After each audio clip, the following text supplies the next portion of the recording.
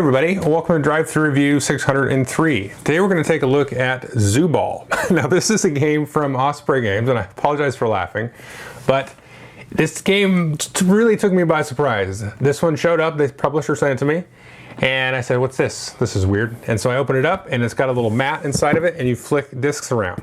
Now the rules are really simple. This is probably one of the simplest games in terms of the amount of rules that I've seen.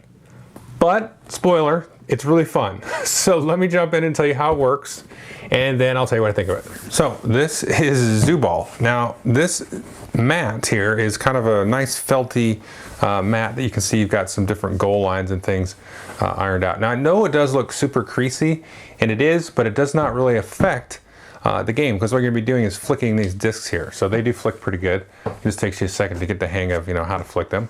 Now there are also pieces here, so you can see I got the blue team and then also the black team here, and you can see they have these little stickers here, and they kind of give you different groups, and you can kind of thematically sticker these as you wish.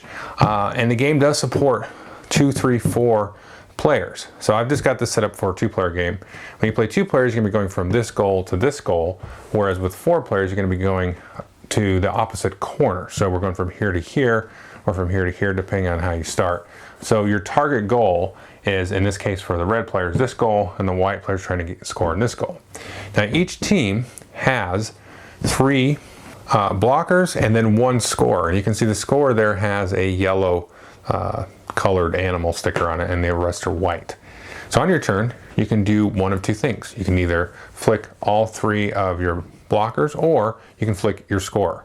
Yeah, that was pretty good.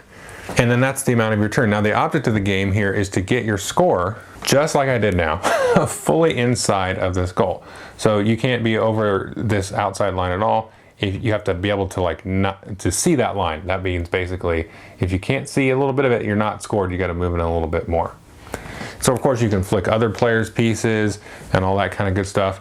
Now when you set up, you can set up however you wish on your side here, but you always have your scorer there right in the middle, and you kind of go from there. So you can kind of set up blockers there, and you can even knock your scorer in if you get your scorer up like this, and then you knock it like that. That wasn't as good as the other one.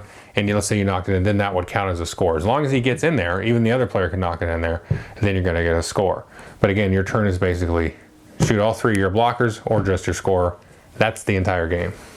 Now you just play to a set number of points. The other thing to keep in mind is after somebody does score, you will reset up like so, similar to how you would set up at the start of the game. And if a disc goes off the edge, then you're going to just immediately tap it back in. So let's say your score got pushed back to here and they were over that line. You're just going to push it in until it's not covering that line anymore. Except if you get it off the side of the opposite, towards the goal where you're going, then you have to push it in and have it directly come back in on your side. So you can't just flick the thing way off the board this way, have it come off, and then you push it in, right on this side. Then, oh, that's easy. If you go off the opposite side from where you're coming from, you get kind of a penalty. You have to come all the way back. So it prevents people from just flicking the junk out of everything.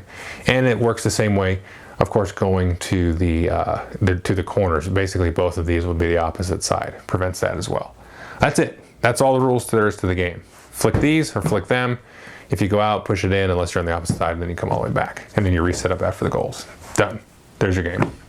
Okay, so that is Zoo Ball. Dead simple, really fun. Now, I haven't had a chance to play it personally with more than 2 players, but 2 players was fun. We played, 6 or 7 games in an hour, and it was really, really fun. We just played to 6 points. I could see with playing with 4 players, it would probably be more fun or less fun, kind of depending on your attitude, because it's going to be a lot more chaotic and there's going to be discs everywhere. So that could be fun, and it could not be fun. But 2-player was really cool. It's just super dead simple and easy to break out. This is basically a party game. I think the theme and stuff is going to appeal to kids. We did have sometimes people flicking the wrong ones, just because if you can see here, these are from 2 different teams. but you can't really tell until you turn it on its side. So you just kind of look and stuff, and you just kind of will mistake that sometimes. So that was my only kind of component gripe. I know the mat probably didn't look the greatest on the table there just because it's super creasy. The rules tell you not to iron it, so I'm not going to iron it. But there's probably some other things I can do to smooth it out. But frankly, it hasn't been a problem. It just looks funky. I mean, they just float nicely on there. It does actually lay pretty flat. It looks like there's hills, but I don't know. Everything glides fine. I wouldn't let that steer it away from you. My only kind of component complaint is sort of the pieces themselves. Although I do think the animal illustration stuff, that's going to be kind of maybe attractive for kids and stuff like that. But yeah, but it's just, I don't know what to say about it, really. It's just kind of really basic and fun. And, you know, you try to block stuff and then try to squeeze your score in or knock your score in. It's kind of like playing Crokinole or something like that, but dead simple and like way more affordable. So yeah, I definitely recommend this one. We had a fantastic time with it. So thanks.